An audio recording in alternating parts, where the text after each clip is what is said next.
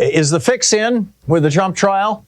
There are a number of people wondering, the defense yesterday, very few objections. They just kind of, they seem to be just like, yeah, we're good. Not a problem.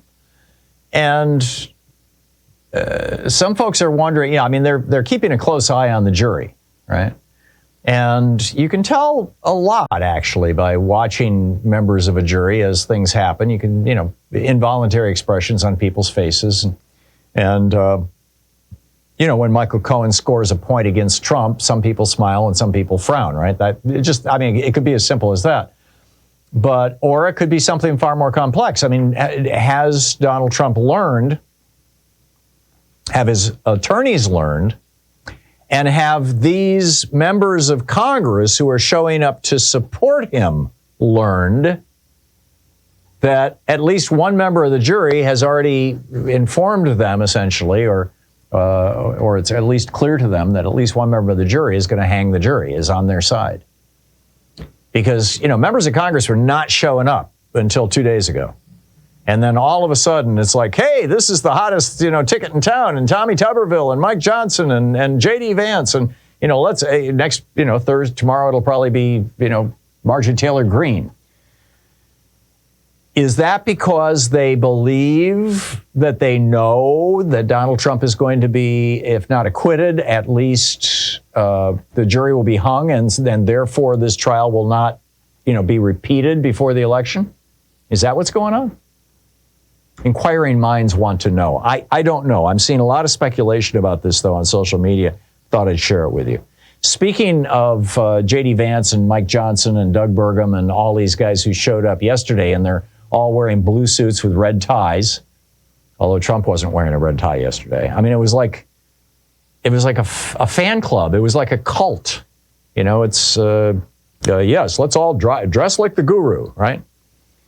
But New York Magazine's Andrew Rice, well, let me back up a little bit.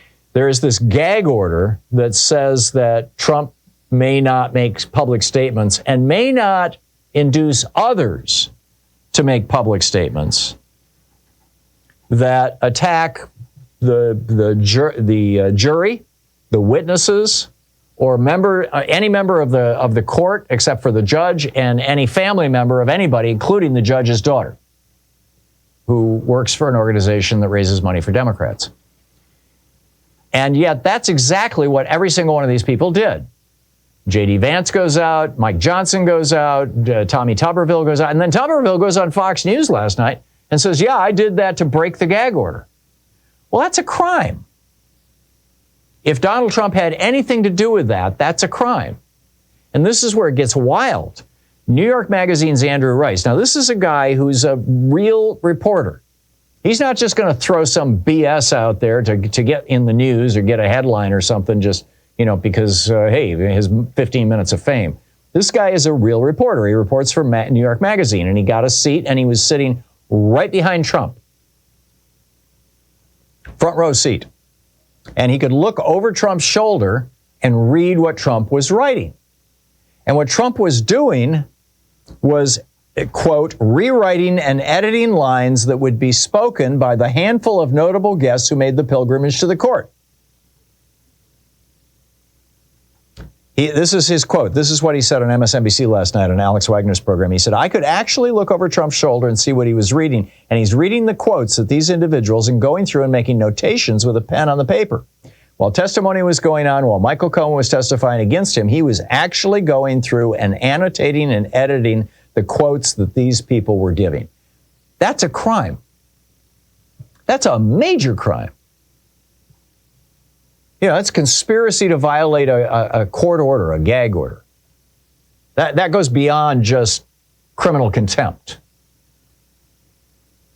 And and then they went out and did it. Burgum goes out and says, this is election interference. It's a scam trial. And Mike Johnson, says, the Judge Juan Merchan's daughter is making millions of dollars doing online fundraising for Democrats. No, she's not making millions. She's maybe raising millions of dollars, but she's not making it.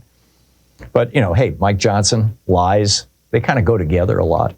J.D. Vance, he's taking pot shots at Cohen. You're not supposed to attack a witness. He says, does anybody, any reasonable, sensible person believe anything that Michael Cohen says? Tommy Tuberville, Oh, Cohen's testimony is an acting scene. He's a serial liar. So number one, are these guys willing to commit this crime because they believe that a juror is in the bag? And number two, will the judge learn about this? Will this reporter for New York Magazine be called into court to testify? I mean, how is this going to, well, anyway, we'll see. The other question is, in the absence of a defense, so far there hasn't been one, basically.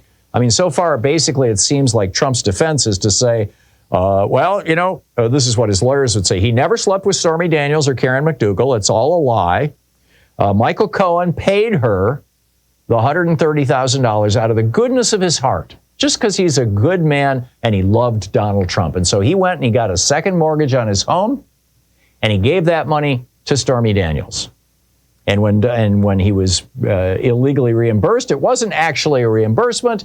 That was a payment for services rendered. He was Trump's lawyer. Of course, he's going to get a $35,000 a month check. I don't think the jury's going to buy that. I mean, people don't just take out personal loans to help out their boss. And they don't do so in a frantic hurry like Michael Cohen did. I mean, and somebody like Michael Cohen, he doesn't do anything like that without thinking that he's going to get paid. And Trump, I mean, the idea that Trump just said, oh yeah, sure, I'll sign all these checks. I have no idea why. That doesn't make any sense either. So if none of that makes any sense as a defense strategy, and by the way, that's been the defense's strategy up to this point, or the defense's claim, what is their strategy going to be? Well, I think that what they're going to say, and I suspect we will hear this on Friday. Tomorrow is going to be the final cross-examination and redirect examination of Michael Cohen, and then in all probability, Friday will be closing arguments. Although we'll see. I mean, the Trump team could put on a defense. They could call witnesses, and that might push the trial into next week. So nobody knows right now, but it appears that what they want to say is there's no crime here. It is not illegal to pay off somebody you had an affair with or somebody you're alleged to have had an affair with. That's not a crime, which is true. It's not a crime. That Trump was doing this to protect his wife. It had nothing to do with the election, and therefore it's not election interference. And, all they have to have is one member of the jury saying, I would have done that to protect my wife if I had an affair. So that's a possibility. And in fact, they've kind of argued this during the cross-examination of Michael Cohen. And then the other one is the other way that I think they're going to spin this, the defense, is they're going to say Alan Weisselberg did this.